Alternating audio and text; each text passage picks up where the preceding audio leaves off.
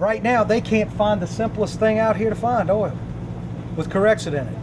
Most dangerous thing in the world. They can't find it. But it's funny how a group of fishermen could go out here and find chemicals that's unexplainable. 4 months down the road, and none of them have the right science. It's all hearsay. I say it's okay, so go on and eat it. The foremost test for seafood right now is smelling it. Smelling it, using your nose. Man, I guess cavemen were probably the best biologists that ever was. No education, but cavemen had a smelling test for their food. It's just so upsetting to think I base all my trust in my federal agencies, my state agencies, and they fall so short of the bar. You go easy down there and you let the boat drift. You take the boat, stop it, you just drift. Go slow. Right now we used to be able to catch it 2 feet, 3 feet, 4 feet, but there's so much corexit in the water, we got to go all the way to the bottom of it. This is what we first started out with 7 weeks ago. 7 weeks ago I worked for the food program. And man, my machine was telling me there was big monster UFO plume clouds under the water. So I had to create something that took me 3 days to figure out how I was going to catch this stuff. So I realized when I was a child, I played with a G.I. Joe guy that had a parachute. And I paid like $14 for this setup, and it was a real parachute. You shot it with a slingshot, and it went 100 feet in the air, and it actually acted right, and it had a hole in the center. And so that's what I did. And wow, Lord of a build, you'd be amazed at what this thing will capture. We tried this next device. It's just a regular old Mississippi crab pot. It worked, but it didn't work the way we wanted it to work. Yesterday, we tried the fish eye on the bottom successfully. Caught it all over the corner. The fish eye, tied a rope to it, drug it on the bottom. You can see we kept it tilted, put it all on the bottom yesterday. Mr. Ross, he took a little load, something he bought at Walmart. Was it Lowe's or Walmart? Lowe's. Put it to the bottom, he had all over it yesterday. What in this? Come on, people. Check this out. So then my friend Mark Stewart come up with this great tomato bush invention that he said his tomatoes fully bloomed. And so you can see what it does. It goes down this type of action, and it pushes the water as it goes down with the weight through the tail end of the squid. And the water comes out here, and as the water makes its way down the tube, circulating, it's pushing out on these cloths. And you'll see today what it'll do. It'll push the water pressure and it'll filter it. Now, I was overwhelmed. It just blew us away. It was just something that we couldn't understand how simple this project was. Then Danny come out with this yesterday.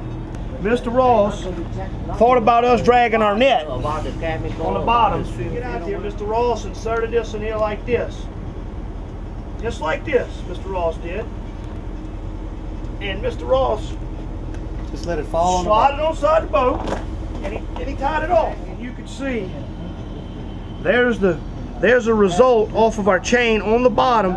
Have you attempted to get any of that tested? Yes, we've sent 4 samples out, and we're supposed to have a result back today from one of our colleagues, and hopefully that it'll come back with some type of result what this product is. We need counseling over this because we're stressful. They're saying there's nothing there, and we're fishermen that know this water like the back of our hands. Has been out here since childhood. Our fathers, we're 3rd and 4th generation fishermen. And this is really concerning us. We're fishermen screaming out for help and attention because our governor, Haley Barbour, Bill Walker, Gene Taylor, they're not helping us as much as they should. We asked for them to appoint a fisherman to the board, and it ain't happened yet. See, over the last 3 months, if you could put on record, from Gulfport to Pass Christian to Bay St. Louis has been hammered with the current rip, and coming in here with the current has been hammered with tar balls, sheens, dispersants under the water, and now, like I said, the last week it's been slowly sinking to the bottom. That is a federally funded device out there. They can't find no oil, and we're going to go find it. He's got a sonar mounted on the side of his boat. Yeah, there it is, Danny. I see it. Yeah, and they're going out there. Nobody mounts on nothing on the side of a yacht unless they're looking for something. All right. They got sonars and birds, and they're not finding nothing yet. We're going to take fishermen and go out and find this stuff today with caveman technology. Caveman technology is just like... It doesn't look like normal oil, you know? It looks more like pancake syrup because it's dispersed, it's done broke down. But if these simple devices can find it, that really says a lot for our agencies that's supposed to be able to catch this stuff, you know? And it's right here on top of our oyster beds. It's where we did our testing. There's a plume under the water right there. Is that the brownish, murky stuff? There's a plume action right there ahead of us. Y'all want to go run forward and test it over there? Sure. All right, let's do that. All right, so let's run forward. This is dispersed oil on the bottom.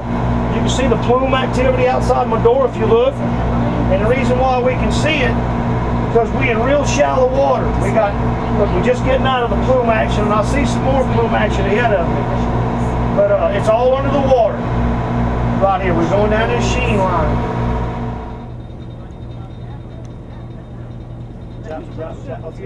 All right. We call this a honeycomb plume device. Okay. You want to come on over here with us and insert it in the water? So you just made this up? Yes, my buddy Mark Stewart did. And here we are, so all we're going to do is insert it in the water. And it'll work. So I can feel the drag across the bottom.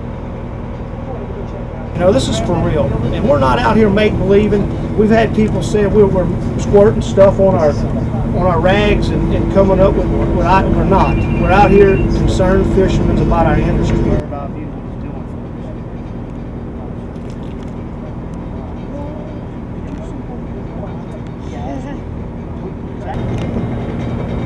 If we're satisfied from what's on it, we'll take our samples from it. If that's what y'all want. Give me the water samples.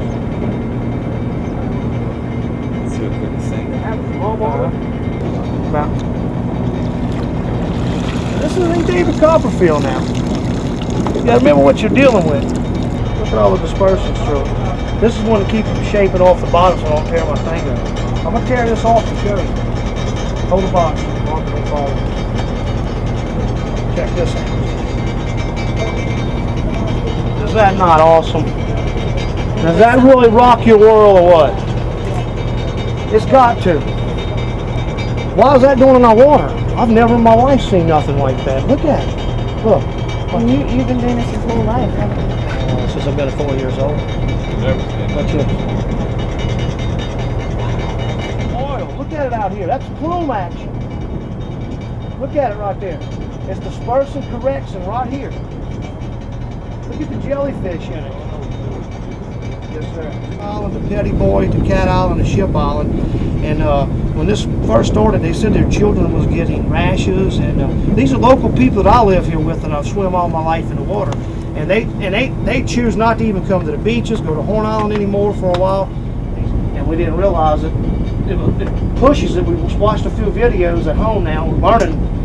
And it's pushing it to the bottom, and that's what it's supposed to do. The whole reason for us doing this was to protect our water. I mean, people say, well, you just want to go get a job. We've been told that the only reason we're crying wolf right now is because we want that job back because it was such gravy money. Hey, robbing banks is gravy money. We don't do that. You know, my father, his father, this is our heritage. And it's being gone, it's lost due to factions that we can't control.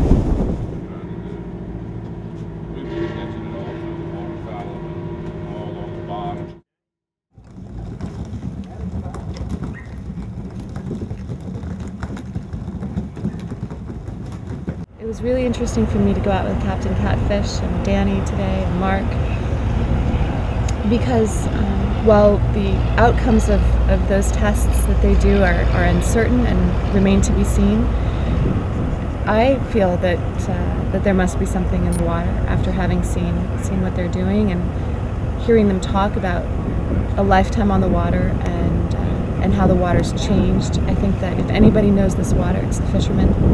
And I think that we should definitely let them have a voice in this conversation and a seat at the table to really participate in the decisions that are being made because this is their life.